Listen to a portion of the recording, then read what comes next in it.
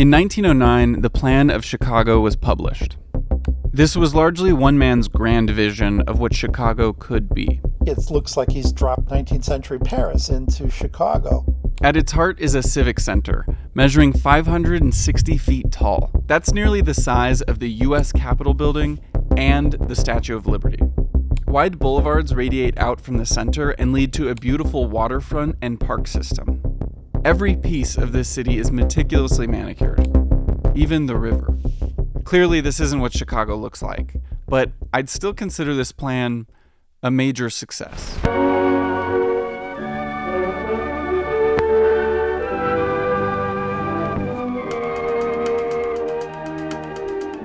The most visible elements on the map of Chicago are the grid, the lake, and the river. And these tell the story of how and why the city is here in the first place. In the year 1800, about 100 people lived here.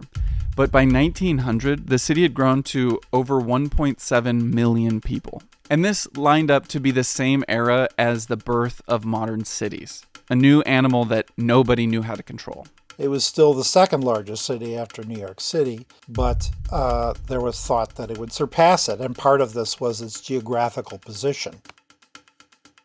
Lake Michigan is one of the largest freshwater lakes in the world. And of all the Great Lakes, it reaches the furthest into the center of the continent. Chicago is located on the southwest edge of the lake, which is the closest point to the Mississippi. And this is important because these each drain into separate watersheds, meaning that Chicago is the closest point to connect them.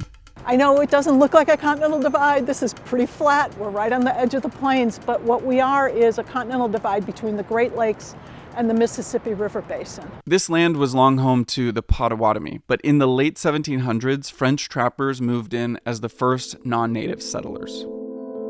Jean-Baptiste Point du Sable was the first, and his name still shows up on bridges and streets around the city.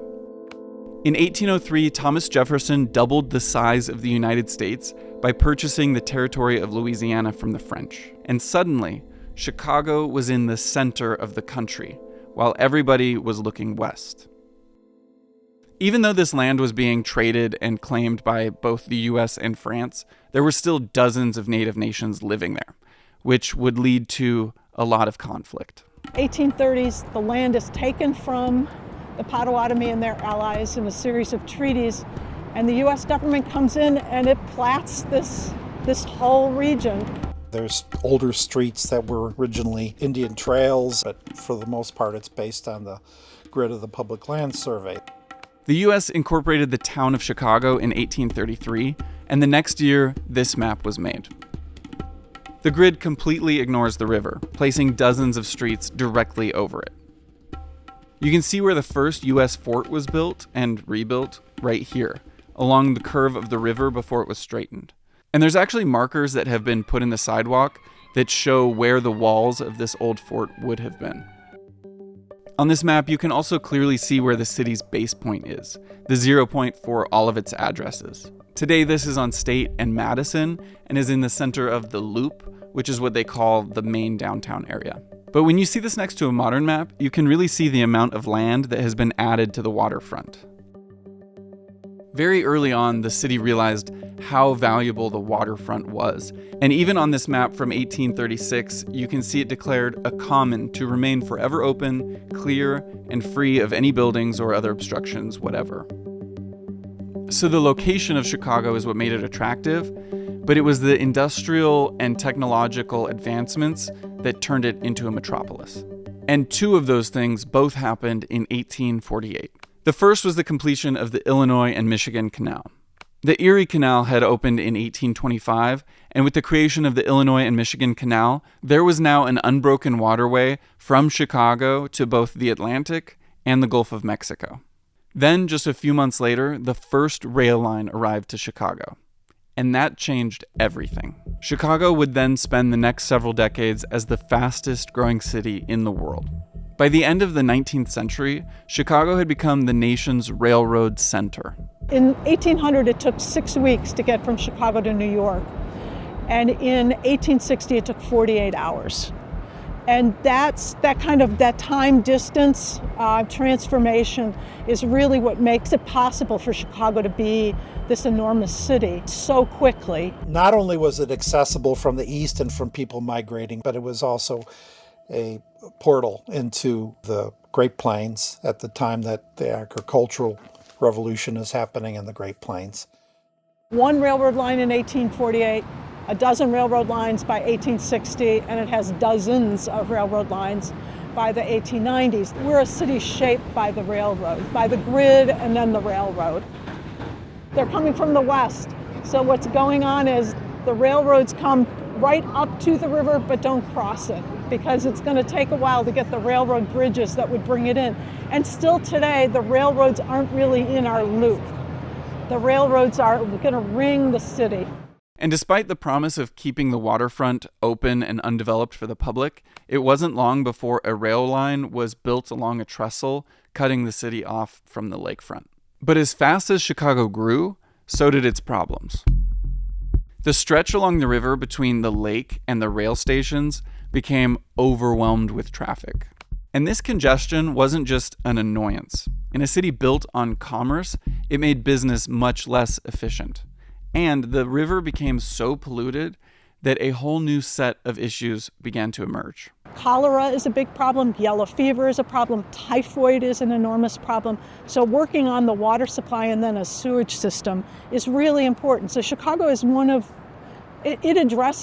it creates a sewage system before many cities on the East Coast because its problems are so intense so quickly in the 1850s and 1860s. Because the whole area is so flat, the city decided to raise up their buildings so they could build a sewer system beneath it. And guess where that sewer system drained? Into the river. And the river flowed into Lake Michigan, which was the main source of drinking water for the city. Obviously a major problem.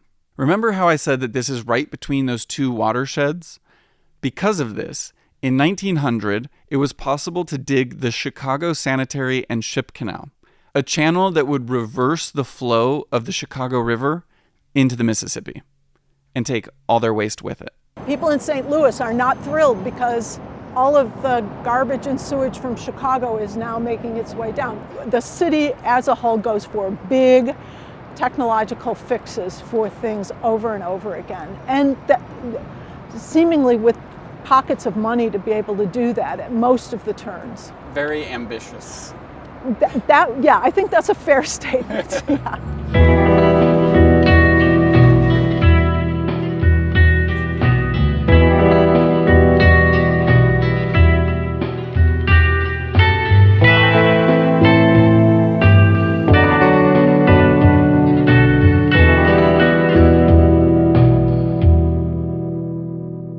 Recently, my brother and I went shopping for an espresso machine, and after spending an hour in the store getting shown all sorts of expensive machines, we ended up leaving empty-handed.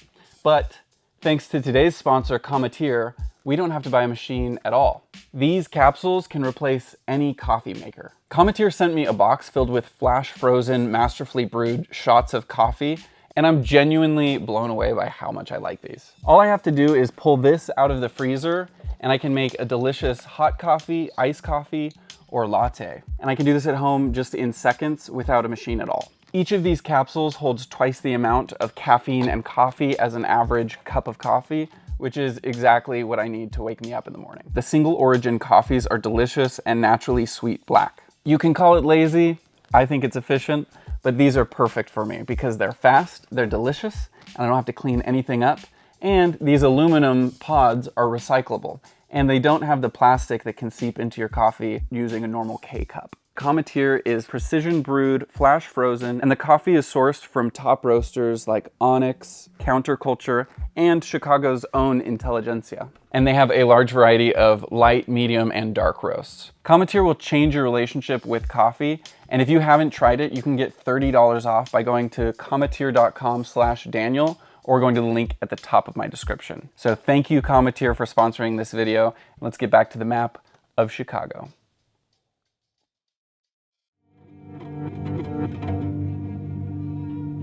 In 1871, a fire swallowed 80% of the city. It killed 300 people, destroyed a third of the city, and left downtown Chicago in rubble.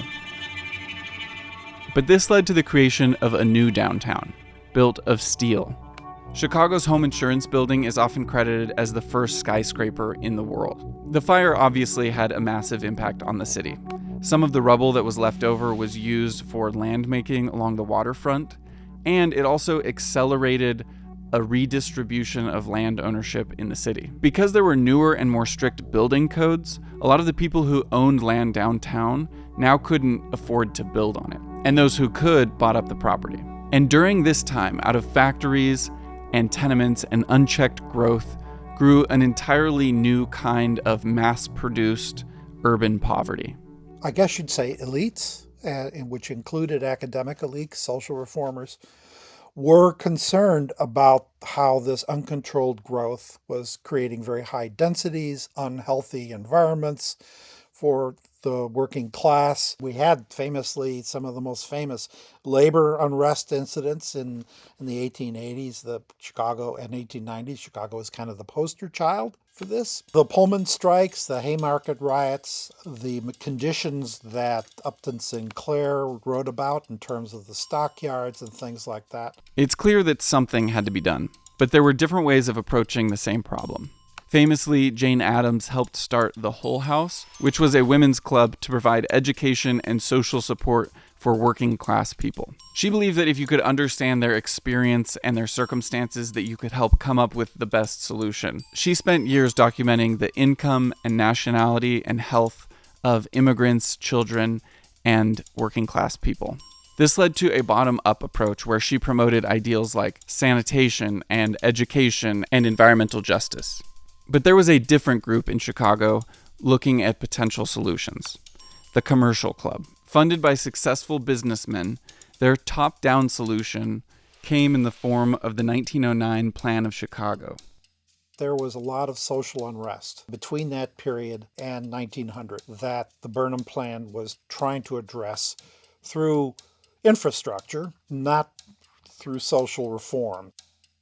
The plan outlines the 6 goals it's looking to achieve. Improve circulation and transportation, create a continuous system of parks and open spaces, beautify and unify the city's appearance, promote health and sanitation, guide orderly future growth, and elevate civic spirit and responsibility.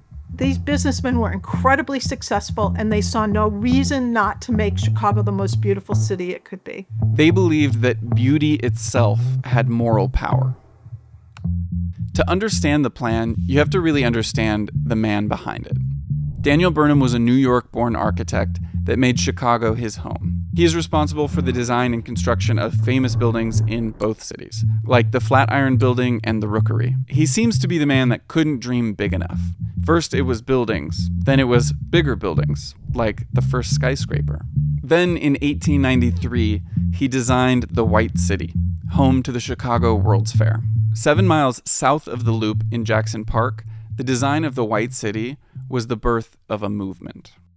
The previous World's Fair had been held only 4 years earlier in Paris. It was held in a recently redesigned city, and its crowning feature was the Eiffel Tower. Burnham viewed the Chicago World's Fair as an opportunity to show the city off and compete directly with Paris. When it was proposed to create something to rival the Eiffel Tower, Burnham paved the way for its creation. But this one would be dynamic, the world's first Ferris wheel.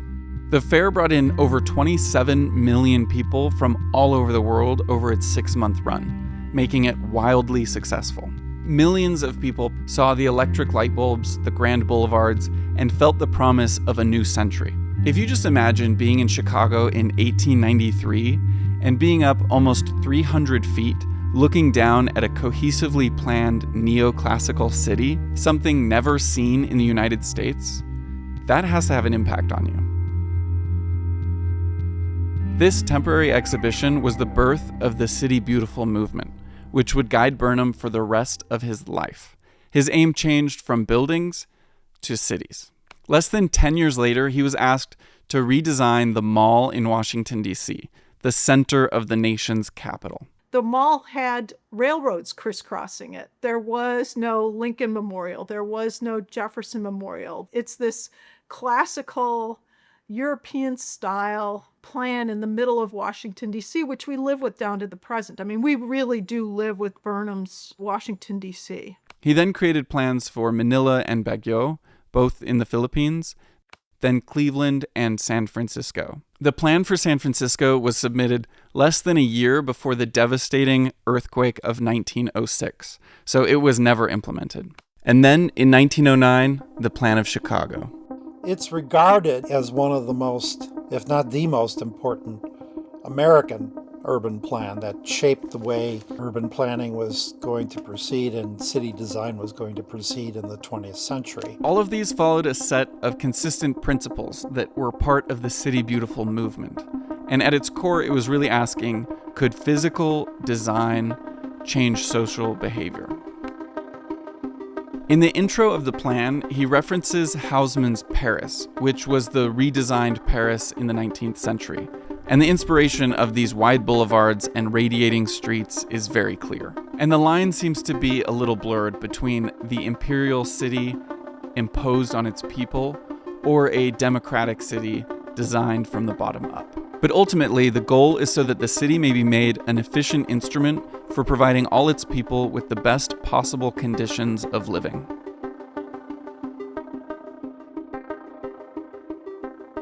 There may be a sort of a one-to-one thinking that density creates the social problem, and of course it's much more complex than that. But one of the things that the Burnham Plan is trying to do is mitigate traffic problems, allow for a little more comprehensive planning, especially for the creation of forest preserves that were thought of as a way of creating a healthful environment. The plan was quite comprehensive. It broke things into a commercial district, then a residential district, then a suburban district. And all of this was ringed by a major park system, including the entire waterfront. The Burnham Plan didn't quite get it, I think, what was going to happen with the car, but it certainly enabled it.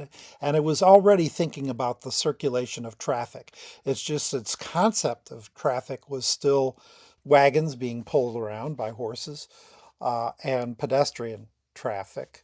It took into consideration not just traffic on the streets, but also all of the train systems, as well as the harbor and the traffic on the river. But this isn't what today's map of Chicago looks like. I think he had estimates of over 50 million people living in Chicago in 1950, just wildly off in terms of how much Chicago is going to grow. But it was based on how Chicago had grown up until that point. The plan winds up being not so much for future growth as much as reshaping the industrial city that had been built up. A lot of ideas in the plan never came to fruition. The massive civic center in the middle, for example, was never built. That, to my mind, was one of the least democratic-looking aspects of this plan. Authority is going to be rested in this central building in the center of Chicago, and it goes nowhere. And in a weird way, the main east-west axis, Congress Parkway, was kind of realized when the freeway system came and built along that route.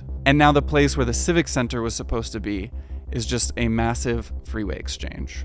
The plan also called for a lot of diagonal roads cutting across the grid, which never really materialized with one major exception, which is Ogden Avenue. Unfortunately, only 3 years after the Plan of Chicago was published, Daniel Burnham died. And it might be easy to assume that that's why the plan wasn't fully realized, but the reality was there wasn't really anything set in place to implement it. There was no planning body in Chicago to hand this to, so it's done privately and then turned over to the public. But one of the reasons I think this plan was successful is because the vision didn't die with Burnham. The mission was taken up by Charles Wacker, a chairman of the Commercial Club of Chicago. And then Wacker creates this manual aimed for 8th graders, and it's used for 40 or 50 years to sell Chicagoans on why these plans are worth pursuing. Then over the next century, piece by piece, large parts of this plan were created. What gets sold, right, is in large measure the more democratic pieces. In 1916, Navy Pier was built, although not in the exact spot in the plan. And just a few years after that, in 1920, Northern Island was also built. That same year, the Michigan Avenue Bridge was completed. This expanded the business district across the river and transformed the street into the Magnificent Mile. a direct piece of the plan. Chicago River, virtually at the point where Fort Dearborn was built, and the original trading posts and settlements were established. But the most recognized piece of the plan you can see today was the reclaiming of the waterfront.